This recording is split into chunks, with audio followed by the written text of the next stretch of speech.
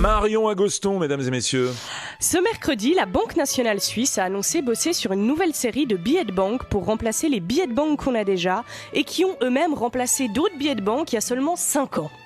Le héros de la semaine, c'est donc le flouze, le cash, le liquide, l'espèce, le petit pécule. Avec une seule question, pourquoi diable mettons-nous de plus en plus de soin dans ce truc qu'on manipule de moins en moins? Ou en d'autres mots, pourquoi notre thune se comporte comme une vieille dame addicte aux séances d'épilation? Bah ouais, parce qu'ils sont comme ça, nos billets, quoi. Ils sont coquets, ils se renouvellent, ils prennent soin d'eux. Parce qu'ils savent que chaque petit citoyen suisse rêve la nuit d'un billet de 10 qui soit un petit peu plus tendance. Et qu'est-ce qu'il y a de mieux à faire avec notre argent que fabriquer de l'argent qui aurait exactement la même valeur qu'avant? Bon, le cash, quoi. Ces gros billets, ces grosses pièces, ce truc que même l'ère vintage n'a pas réussi à remettre au goût du jour. Mais t'imagines, on fait plus, on n'utilise plus.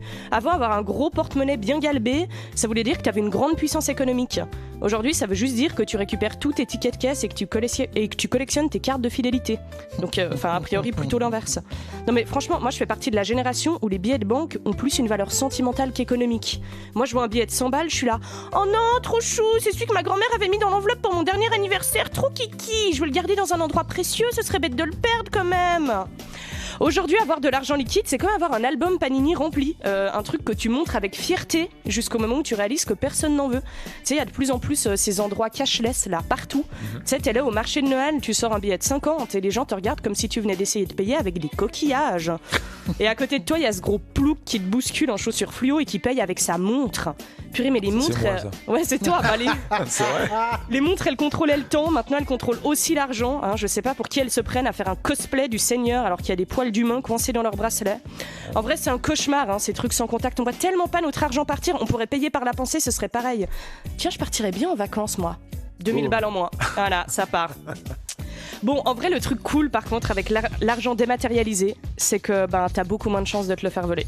Tu vois, il n'y a pas que de pickpockets qui viennent te tirer un petit billet dans la poche avec un e-banking. D'ailleurs, e-banking, impossible de le voler. Hein. Moi, j'ai un code à 10 chiffres qui le protège. C'est le même que mon code de compte Netflix et tous mes réseaux sociaux. Impossible de me soutirer de la thune, quoi. Il faut vraiment être irresponsable pour pas croire en la sécurité informatique.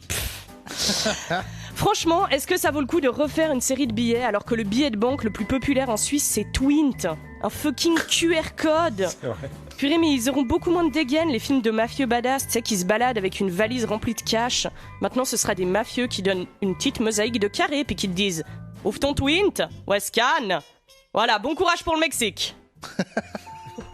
Il y avait quand même une petite magie à avoir de l'argent sur soi. Moi, je garde un souvenir si sensoriel de quand j'allais mettre la petite pièce de 2 dans le caddie au supermarché. Puis qu'après, j'essayais de faire rentrer dans le machin, dans le trou. Enfin, ouais, bref, c'était super, quoi. Avec de l'argent, on pouvait quand même faire des trucs formidables. Genre en donner aux sans-abri. Sans dire « Désolé, j'ai rien sur moi ». Alors que sur soi, on a juste une carte avec une épargne de 30 000 balles. Ah, mais qu'est-ce qu'on est con.